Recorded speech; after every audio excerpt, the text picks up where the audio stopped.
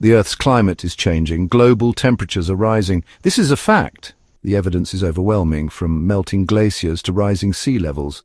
The scientific community agrees. Human activities, primarily the burning of fossil fuels, are the main driver of this warming trend. These fuels release greenhouse gases like carbon dioxide into the atmosphere. These gases trap heat, causing a gradual increase in the Earth's average temperature. The consequences of this warming are already being felt worldwide. Extreme weather events such as hurricanes, droughts, and wildfires are becoming more frequent and intense. Sea levels are rising, threatening coastal communities. The delicate balance of ecosystems is being disrupted, leading to loss of biodiversity. The scientific consensus on climate change is clear. The Intergovernmental Panel on Climate Change, the leading international body for the assessment of climate change, has concluded with over 95% certainty that human activities are the dominant cause of observed warming since the mid-20th century. The science is undeniable, and the impacts are already being felt across the globe. Yet despite the overwhelming evidence, climate change remains a hotly debated topic, often entangled in political agendas and economic interests. Understanding the science of global warming is crucial, but it's equally important to examine how this issue is framed in the political arena and how it impacts our collective future. The 2024 US elections highlighted the deep political divisions surrounding climate change. The issue became a key point of contention between the two major parties. The Democratic Party, largely aligned with the scientific consensus, campaigned on a platform of urgent climate action. They proposed ambitious policies aimed at reducing greenhouse gas emissions, transitioning to renewable energy sources, and investing in climate resilience. The Republican Party, on the other hand, remained divided on the issue. While some acknowledged the reality of climate change, they often argued against what they perceived as radical or economically damaging solutions.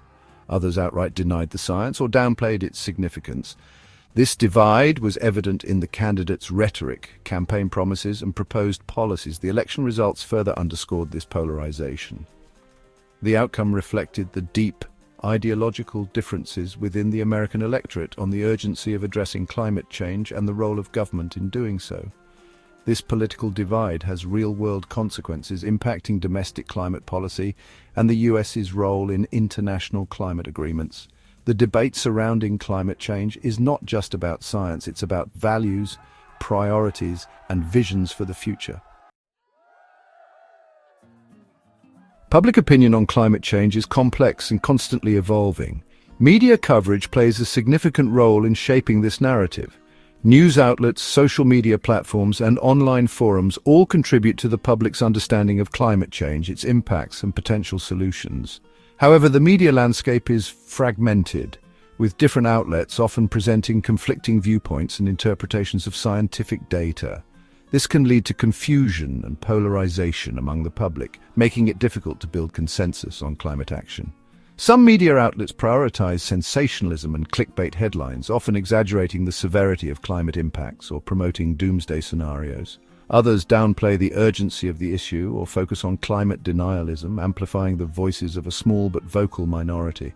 This media landscape can make it challenging for the public to discern accurate information and make informed decisions. It's essential to engage with diverse and reliable sources, to critically evaluate information, and to be aware of potential biases in media coverage. Educating ourselves and others about climate change and advocating for evidence-based policymaking is crucial in navigating this complex and often confusing information environment.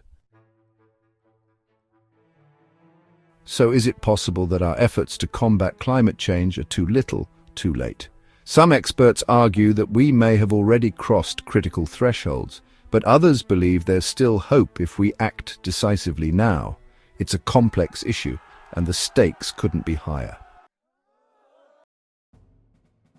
On one hand, advocates for urgent climate action emphasize the immediate benefits of reducing greenhouse gas emissions. They argue that swift action can mitigate the worst effects of climate change, protect vulnerable communities, and preserve biodiversity. On the other hand, some critics worry about the economic impact of rapid transitions to renewable energy and the feasibility of implementing large-scale changes in a short time frame.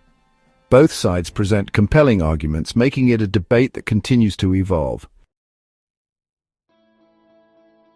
Moving forward, the path we choose will shape the future of our planet. We need to consider a balanced approach that addresses both environmental sustainability and economic stability. Innovation, policy changes, and collective action will be crucial. Ultimately, the question remains, will we rise to the challenge and secure a livable future for generations to come?